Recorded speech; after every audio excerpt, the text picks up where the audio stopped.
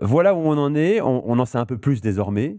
Les éléments n'étaient pas complets, pas suffisamment convaincants pour maintenir l'Olympique lyonnais et lever la rétrogradation à titre conservatoire. Alors, mon cher David, toi qui suis le dossier en profondeur, tu connais Arès en plus, parce que je rappelle qu'Arès, c'est... Tu connais Arès? Ouais, absolument. C'est un de mes clients. C'est un de tes clients, ouais. Arès. Bon. Est-ce que, c'est la question centrale maintenant, on parle beaucoup de mise en retrait de John Textor, Arès est en colère, l'image n'est pas bonne également, et surtout Arès veut récupérer son oseille. Absolument. À terme, et à moyen ou à long terme, c'est 425 millions d'euros, avec un taux d'intérêt entre 12 et 16%. Exactement, ouais. C'est monstrueux. Ouais, c'est beaucoup. Donc, est-ce que Arès... Mais ça reflète le risque, en fait, pris par Arès. C'est pas étonnant. Est-ce que Arès, comme c'est arrivé à Milan, à l'Inter notamment, les dernières années, à Lille aussi, peut reprendre les mains de ce dossier-là et injecter de l'argent et donc sauver l'OL? C'est intéressant que tu poses la question, parce que c'est un problème qui n'est pas si évident que ça. J'ai beaucoup lu ces derniers jours qu'il suffirait que Arès arrive, reprenne le club. Déjà, il faut savoir en fait s'il est juridiquement en position de le reprendre, impose une cure d'austérité et redresse le club et le vende. C'est un peu plus compliqué que ça. Arès, il y a, comme tout fonds d'investissement, il y a deux choses qu'il déteste. Un, perdre de l'argent, et de deux, que sa réputation soit ternie.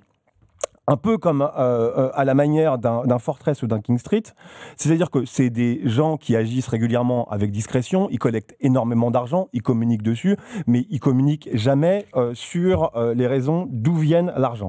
Ce qu'on sait, c'est que désormais, Arès a repris la main. Ils ont repris la main. Pourquoi ?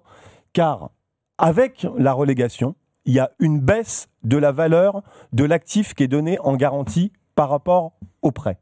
Donc, cette relégation, elle a acté le fait que la valeur de l'actif, donc que l'Olympique Lyonnais, l'OL, a baissé. Mais elle est elle-même pas actée, cette relégation, pour l'instant. Non, parce que si on parle de financier, la décision n'est pas... Tout à fait, mais généralement, dans les contrats de prêt, il y a potentiellement une clause de relégation. C'était notamment le cas dans le prêt Fortress qui avait été donné aux Girondins de Bordeaux. Donc là, ils agissent en anticipation sur un risque de relégation qui est de plus en plus sérieux. Et la première manifestation de cette anticipation, c'est le fait d'avoir capté une grande partie du produit de la vente départ de Crystal Palace et de ne laisser que quelques dizaines de millions dans l'exploitation de l'Olympique Lyonnais. C'est-à-dire que là, Arès a envoyé un message très clair, c'est-à-dire que on ne laissera pas John Textor nous exposer un peu plus, on ne laissera pas John Textor dépenser pour acheter la totalité de Crystal Palace si tant est que c'était possible. Nous, ce qu'on veut, c'est réduire notre endettement et réduire notre exposition au risque John Textor et Olympique Lyonnais. Il y a une perte de confiance de par l'utilisation de cette somme, la captation de cette somme, qui est très claire.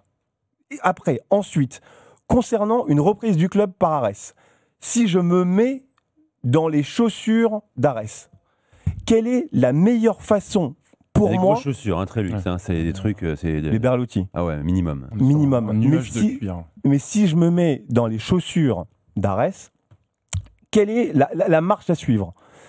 Il y a quelques plus et il y a aussi quelques moins. Je rappelle que David est un homme dans son quotidien qui peut conseiller des fonds d'investissement comme Arès. Moi je prête, moi je leur prête de l'argent. Tu leur prêtes de l'argent, mais d'abord tu regardes un petit peu s'ils sont mais Arès c'est des pointures. fiables. Nico, Arès c'est des pointures. D'accord. Arès, c'est pour donner un peu la magnitude et l'étendue, la force de frappe d'Arès, Arès a levé 92 milliards l'année dernière. Oui, mais enfin, David, excuse-moi, des pointures qui prêtent 425 millions d'euros à John Textor. Non, mais tout le monde fait des erreurs. Les compétences sur le marché du football sont contestées et contestables. Mais c'est avec le risque de ne pas revoir leur argent. Ça veut dire que les évétuelles lacunes, déficiences de Textor sont pas lisibles en anticipation, parce qu'on imagine les gars, regardez le taux d'intérêt qui a été appliqué au prêt Arès. C'est-à-dire que la prime de risque, elle est reflétée. C'est des taux d'intérêt à 2 chiffres. C'est-à-dire que ce risque, ils lui ont mis un prix. Bien évidemment que c'est peut-être pas le meilleur de leurs investissements. C'est un fonds d'investissement qui prend des risques, qui prête de l'argent notamment, et qui les rémunère. La leçon de 2008, c'est quand même que tu peux mettre les taux d'intérêt que tu veux, si l'argent disparaît... Et si l'argent ne revient pas... Mais justement, là, on va parler de la possibilité pour eux de recouvrer une partie de leur investissement. Une partie. Donc, au moins une partie. Il y a cette partie, il y a cette côté réputationnel. Pour eux, Ils ont quand même plus de 400 millions d'euros investis et donc ils doivent se dire qu'ils doivent au moins essayer de récupérer une partie de leur investissement. Il y a aussi cette partie financière de pouvoir agir en nommant par exemple un administrateur à eux pour prendre les décisions au niveau de l'Olympique Lyonnais, mais ensuite c'est quelque chose qui va coûter beaucoup d'argent. LOL est un club déficitaire. Ah, tu l'appelles LOL maintenant, c'est pas mal. Non, l'OL est un club déficitaire. Mais l'OL est un club déficitaire, et pour combler le déficit d'exploitation et pour réinjecter de l'argent dans l'exploitation du club, ça va coûter plusieurs dizaines, voire plusieurs centaines de millions d'euros. Donc on n'est pas sur un fonds qui est en comité stratégique, on est sur un fonds qui est en gestion de crise et de crise. Ah, mais qui va devoir... Parce que tu disais au début, deux impératifs, préserver l'image ou faire en sorte qu'elle soit pas plus écornée, bon, ça, à la limite, c'est leur et problème, perdre le moins d'argent possible.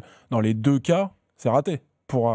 Mais pour l'instant, mais c'est pour ça qu'il va y avoir des mesures à prendre, et c'est pour ça qu'à mon avis, je ne suis pas dans les petits papiers d'Arès, mais à mon avis, ils vont forcément agir pour essayer de limiter la casse. Il y a le fait que Arès va devoir dépenser des dizaines, voire des centaines de millions d'euros sur la longueur de l'investissement pour justement limiter les pertes. Ensuite, il y a un autre problème, et ça c'est un des problèmes majeurs, et je pense que beaucoup de gens l'oublient dans l'analyse. Arès est actionnaire de la holding. Au niveau de Lyon, il y a un pool bancaire qui est mené par Goldman Sachs, un autre grand nom du capitalisme américain, qui a prêté 385 millions à l'OL. Et en garantie de ce prêt, il y a l'hypothèque sur le stade et une sûreté qui permet de capter les revenus générés par ce stade.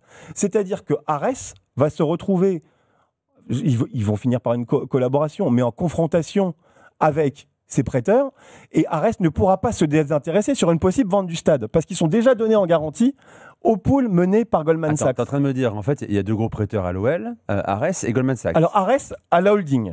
D'accord. À Eagle.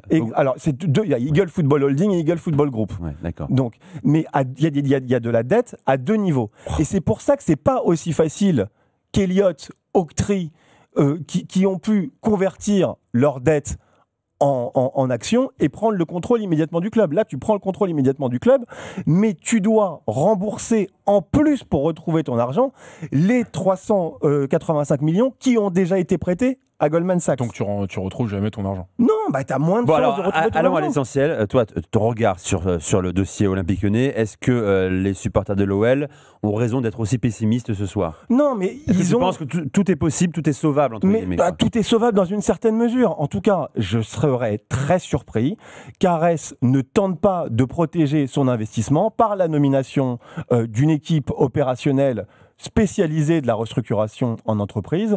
Et le principal signal positif, rayon de soleil que les supporters lyonnais peuvent entrevoir, c'est le fait qu'ils ont dans la liste de leurs prêteurs deux énormes noms du capitalisme mondial américain, Goldman Sachs et Arès, qui vont, quoi qu'il arrive, essayer de protéger leur investissement.